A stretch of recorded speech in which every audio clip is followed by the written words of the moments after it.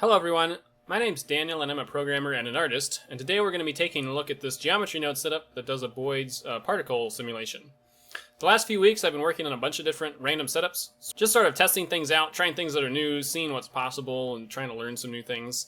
I've also been testing out Blender 4.2 a bit, which just went into beta. Actually, the coolest thing about that is the new Eevee settings, the Eevee Next stuff's in there now. So anyway, but I'm sort of between big projects. I've been testing some stuff out, trying to plan what I want to do for my next big project. Which, by the way, while I'm sort of between big projects right now, if you have parts of your workflow that you repeatedly run into, you're constantly doing them, or they're just otherwise sort of pain points for you, something you wish there was an easier way to do, I'd be curious to know what those things are. You don't even have to necessarily know how there might be a tool to make it easier or anything like that, but those are the sorts of things that potentially a tool could improve on the workflow experience of a lot. So but I don't necessarily know what they all are. So if you have things that you like to do that you wish there was an easier way to do, I'd be curious to know what those are. Anyway, I have a channel in my Discord server for suggestions. You'd be welcome to comment it there, or if you just want to leave a YouTube comment too. But yeah, if you have things that you wish there was an easier way to do, I'd be curious to know what those are.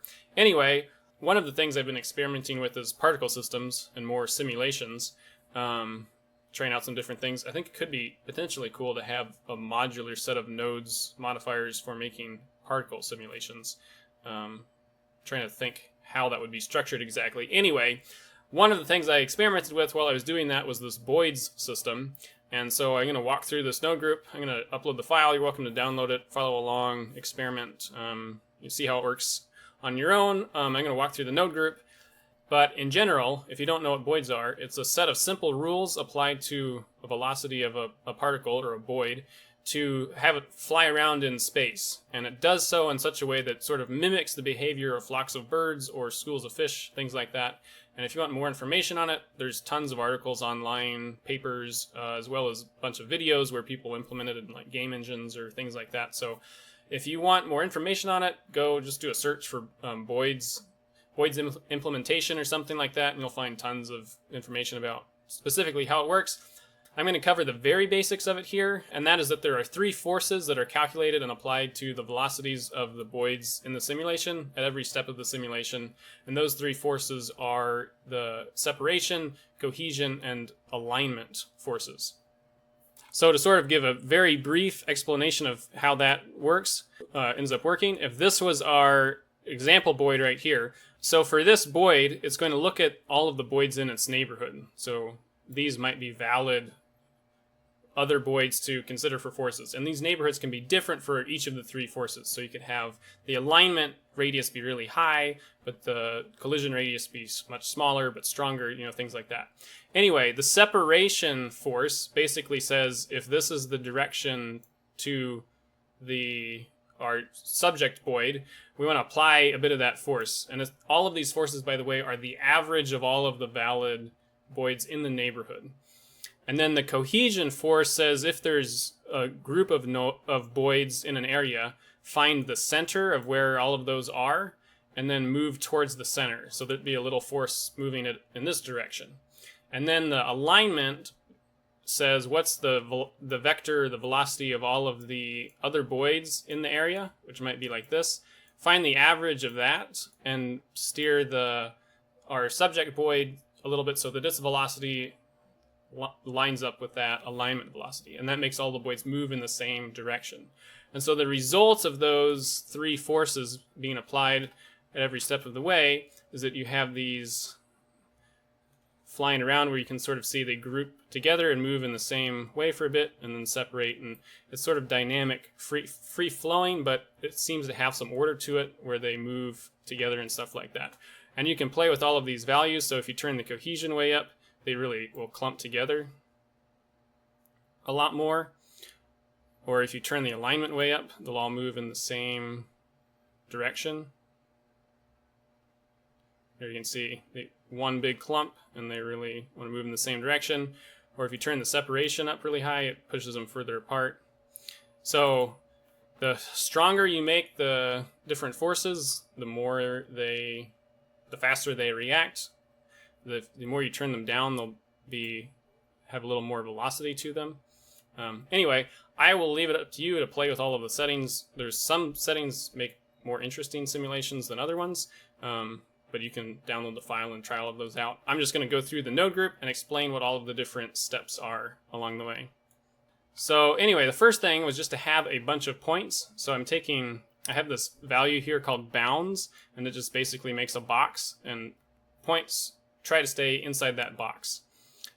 But it's just a value, so the bounds distance is 5, so we're going to create a random value between that value and the negative of that value multiplied by -1. That's going to be a position, and we're just going to scatter a bunch of points around.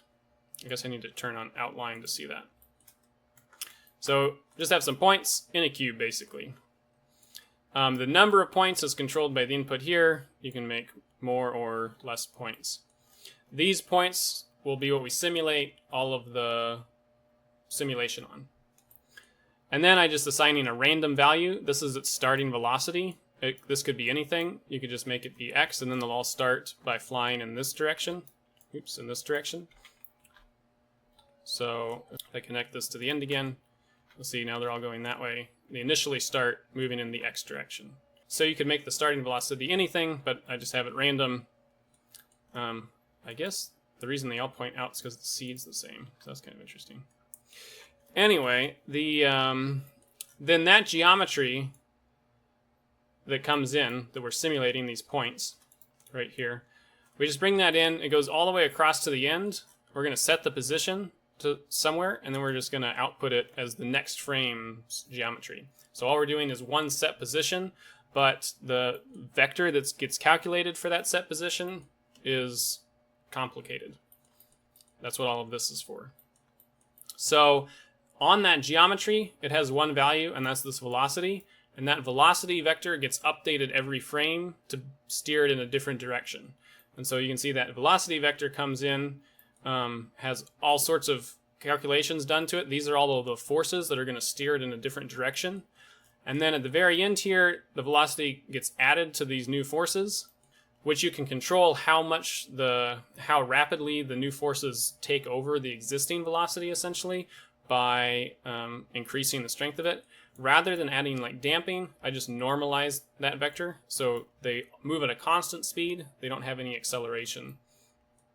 So once we've calculated this new sort of pseudo acceleration force that we're going to add to our existing velocity, which again is the separation, cohesion, and alignment forces, we'll add that together, normalize it back to a length of 1, scale it to whatever our speed is, and then apply that as an offset to the position of the point, which is what moves it. And then that's also the velocity that gets fed back into the simulation loop to start with next frame. So then in this node tree, the first thing we have to do is consider all of the other Boids in the neighborhood, and we do that in this for loop inside of the simulation loop. So there's a simulation loop, and then inside of the simulation loop there's a for loop that looks at every other point in the system, well, including itself again actually. And then after and so that's where we calculate the total for all of the neighbors that are nearby, those three forces I talked about, the separation, cohesion, and alignment. And then those three forces you can see come out here, and they get averaged based on how many were found in the loop. So if it found 10, it would get divided by 10 essentially. 10 neighbors. And then I add some additional forces. So this is a force that keeps them inside of the bounding box so they don't fly off into the distance. These are optional. You don't have to add these in, but these are some additional forces that are being calculated. This is just a random noise texture to add some variation to the direction they fly in. And this last one, I don't know what this last one is. It looks like it's keeping them closer on the z-axis maybe, but I don't know. We'll get rid of that because that's not necessary. So these two forces are additional extra forces, and you could add your own to that if you wanted. Then once we have all those forces, we just add them all together. All right, so hopefully that gives a brief overview of the large parts of the system. Now I'm going to try to explain how this repeat zone works, which I've tried to do several times already. It turns out to be harder to explain than it was in my head, so bear with me. Hopefully this makes sense. we want to compare every point to every other point in the simulation. So you could imagine if we had only 3 points and we want to compare them all to each other, we need to do 9 operations because we need to compare A to B and then A to C and then technically A to A. And then we need to compare B to A and then B to B and then B to C, etc. So it ends up being 9 total operations. And the way that I'm able to do that here is by doing a repeat zone that we run a number of iterations on that's equal to the number of points in our point cloud. So now we have 2 index values. The one index value is this index int that I add 1 to at every step of the repeat zone. So over here at the end, I add 1 to that and feed it back in. So every time this repeat zone runs, that index value is 1 higher. So that will go through all of the points in order, looking at a different point for each iteration of the repeat zone. And the other index value is the regular index node. And that will have, for each iteration of the for loop, we'll look at every point in the geometry once. And it does that just by being itself, essentially. You don't have to do any special you don't have to do anything special to get that. Now, we want to calculate these 3 forces. And we can do that by comparing the distance of the other points to the point that we're evaluating right now. And if that distance is less than whatever threshold we've set, then we can calculate a force vector and add it to it. And if it's greater than that distance, then we can just add 0 or ignore it, essentially. So the 2 things that we need to know for the point that we're currently evaluating with the for loop is the position vector, which we get that here with this position evaluated at the index of the for loop, and also this velocity vector evaluated at the index of the for loop. You can see that is our velocity. It comes in here. Now, we also want to consider the position and the velocity of the current point. So that would be our regular index node. Now we don't have to do anything special to get that. We can just plug that in. So when we plug this position into the subtract vector math operation, as well as the position evaluated at the index of the for loop, we're looking at 2 different position vectors from the same point cloud, if that makes sense. The one is the default position at the index of whatever point we're evaluating at that particular instance. And then the other one is going to be constant for every iteration of the for loop. It'll be, so the first iteration of the for loop will look at the 0th element in the point cloud for every single other point. So then by subtracting those 2, we can get a direction vector from our current point that we're evaluating to every other point in the point cloud. If we then take the length of that vector, we know for every other point in the point cloud, we know the distance to that other point. And if we then compare that distance to these alignment, separation, and cohesion distance thresholds, and if the length from our current point to the other point that we're evaluating is less than those thresholds, then we will calculate a force vector for that. And if it's greater than, we will just add 0 or basically ignore it. So the distance threshold is one condition, and you can see all of those here. We calculate the length to whatever point we're evaluating, and then we can compare it to these inputs that you can control in the modifier panel. If it's less than, that's one condition. The other condition is the field of view of the Boid. And that essentially says if the Boid's here and it's moving in this direction, we can, by changing the field of view, control whether it looks at everything around it, like this, or if it only looks in front, like this. That's the neighborhood of the Boid. Or you could even make it tighter. You can make it like a sharp angle. And we can do that with the dot product by comparing the direction, the velocity of our Boid with the direction to the other point that we're looking at. So if those are in opposite directions, then or a greater angle than the field of view, we can say ignore that point. But if they match up like this, they're similar, then we can include it. And we can do that using a dot product in 2 vectors. And those are going to be the normalized velocity of the current point, as well as the normalized direction to the other point.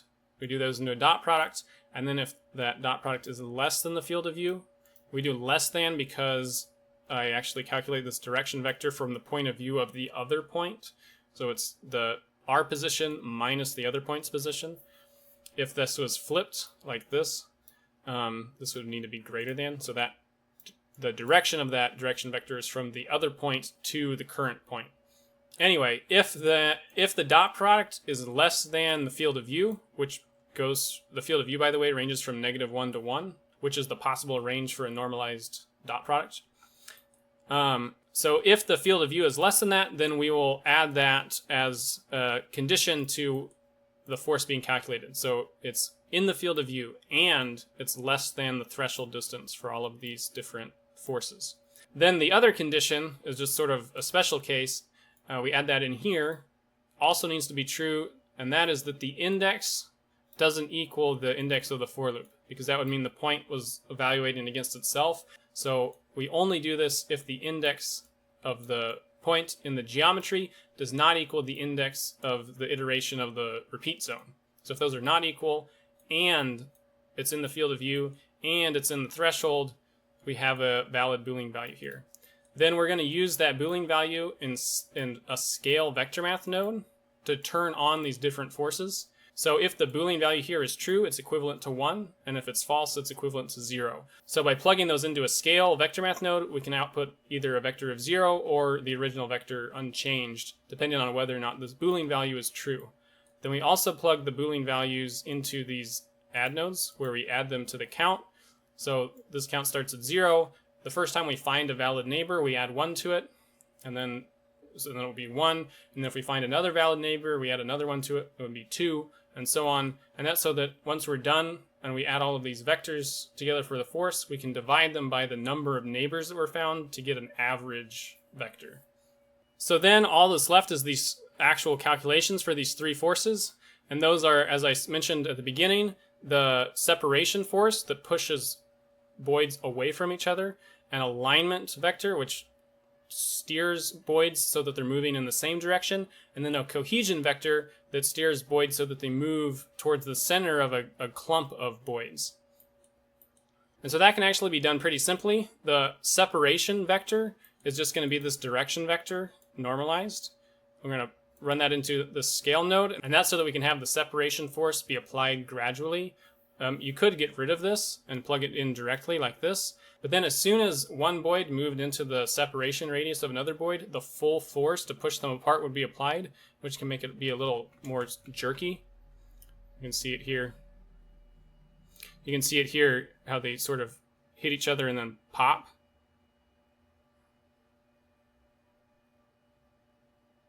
Anyway, I didn't think it looked very good, so what I did instead was I plugged the length, the distance value, into a map range node, and then I map from the separation distance, from 0 to the separation distance, to an inverse linear mapping, so from 1 to 0 instead of 0 to 1. So then essentially what happens is if the two Boids are on top of each other, they're 0 distance apart, then the full strength of the separation force will be applied. But if it's just at the very edge, then none of the force will be applied because it's right at the edge. And if it was halfway, half of the force would be applied, so on. So that's what that map range does. We're just going to scale the force by that value, depending on how close it is to the center, and we'll use that as our separation force instead. Then it's scaled by the Boolean value, which again turns this force on if it's a valid neighbor and off if it's not. And then that value gets added to whatever the existing separation vector calculated for that point is. Then we have the alignment vector, and it is just the velocity of the other point evaluated at the index of the for loop. It just comes through to here, which is a scale by the Boolean value to turn it on or off, and then that gets added to the alignment vector. And then finally we have the cohesion vector, which is to move it towards the center. So for that we just need to know the position of the other node. So here we have the position evaluated at the index of our for loop. It just comes through, gets scaled by this Boolean to turn it on or off, and then added in here. So once this for loop is finished running, if it has, say, found 10 neighbors for the current Boid, then all of these counts would equal 10. The counts can be different because the threshold radiuses for the different forces can be different. And then the force would be, say, 10 times stronger than what we actually wanted. So we can take the count, the vector, and divide it by the count. So we're just going to divide and divide and divide to get the average. And then the separation and alignment factors are just scaled by the separation and alignment factors. That controls how strong the effect of that force should be. So, and that's controlled from the modifier panel. But then the cohesion, we actually want to move towards the center of the nearby Boids. So we can do that. We have to do an additional direction calculation for that. So we first divide the position of all the other Boids in the neighborhood by the number of Boids there are. So that gets the average location of nearby Boids. And then we subtract our position from that. So that gets the direction from where we are to where the center of the nearby Boids is. And then as long as we found some nearby points, so the count has to be greater than 0, otherwise it moves towards the center of the world, we're going to multiply the cohesion factor based on whether or not there were any neighbors. If there was, we'll use the cohesion factor. If there weren't any nearby neighbors, we'll multiply it by 0. And then we're going to scale that vector for the cohesion force by the cohesion factor. And then all of these get added together. So we add, here we have our separation force. We add that to the alignment force, and then we add that to the cohesion force, and then we add that here to a force that keeps them in bounds, and then we add that to a force here that's some random noise. So we can go through those really quickly. This is just a noise texture with a color that's not normalized. And then I do normalize it. That is different than checking normalize though, because normalize on the noise texture makes the values between 0 and 1. Whereas here, if I unnormalize it, they're between -1 and 1. And then when I normalize it afterwards, it's a direction vector that with a length of 1.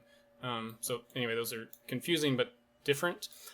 And then we're just going to scale that force by the random factor, and then that will get added as an extra force. And that just makes the Boids move less predictably the more you turn it up. And then what I'm doing for the bounds here is just so that they don't fly off forever and just separate like this. I wanted to have something that would pull them back in or sort of keep them a certain distance from the center point. And so the way I did that, well, I tried a couple things. The first thing I tried was just to take their position and have that, apply that as a force. Basically the direction to the center. And what that does is it makes them fly out a little bit, and then as they reach the edge, they turn in and fly through the center, and then they go out to the edge, and then they fly back to the center.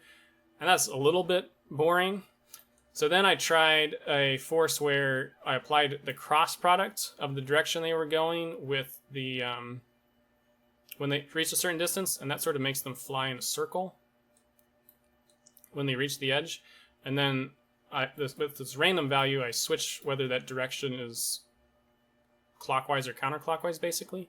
So that was kind of interesting, but I wasn't sure if I liked it either. So then I mixed them together. So you get some of both, and just randomly depending on which Boid it is that might move towards the center more, or it might move in a circle more. Sort of just depends on that random value. And then that force here is normalized. It's scaled by this map range, and that's, we just measure how far from the center a Boid is, and if it's between the bounds distance and half the bounds distance, so the bounds divided by 2, then that maps to from 0 to 1. So say that there was a distance of 10. Well, once they reach 5, it will start applying the bounds force up until a maximum bounds force at whatever the distance for the bounds is. Then that bounds force, normalized and scaled by the distance, is scaled by the bounds factor, and then that's added as an extra force. So those are the 5 forces that I have here.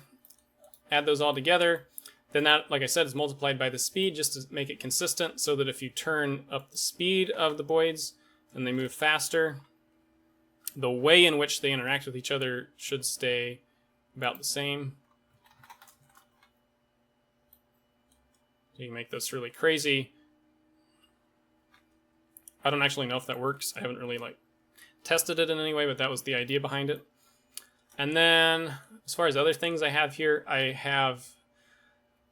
made the speed random value, which you can adjust, and it just creates a random number between that speed random and negative that speed random value, and adds that to the speed, which makes different Boids move at different speeds. So if you turn that,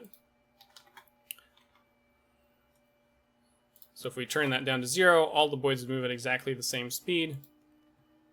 As you turn it up, then the speed at which the Boids move can vary a lot more. Then, like I said, once you have those forces calculated, I add the current velocity from last frame to these new forces. Those get added together. Then those get normalized, so their length will be 1, and then that gets scaled by the speed value. And then the velocity scaled by the speed value gets added as an offset to the position of the points, and then that same value becomes the velocity. From there, that runs every frame of the animation basically, and then it's just a matter of instancing these cones on the points. That's just an object info node and aligning an Euler to the vector of the velocity. So we just align the z-axis of the cone to the velocity, which gets this. And then here I'm storing a random value. That's just a random vector that I'm using as the UV coordinates for a texture to give them all a different color. So anyway, that's it for the Boids setup. This is a basic setup. You can do more stuff with it, like having them follow a point or follow a curve. You can apply different forces to it. I don't know, you can do all kinds of stuff. I tried adding collision to it, like having it be able to collide with the collection, which is kind of interesting, but makes things more complicated, obviously. But there are ways to make it work. So yeah, if you want to download it, experiment with it, try it out yourself, see if you can do something cool with it, feel free to do that. Hopefully that was interesting. Let me know if you have any thoughts. And yeah, that's all I've got for this one. Thanks for watching.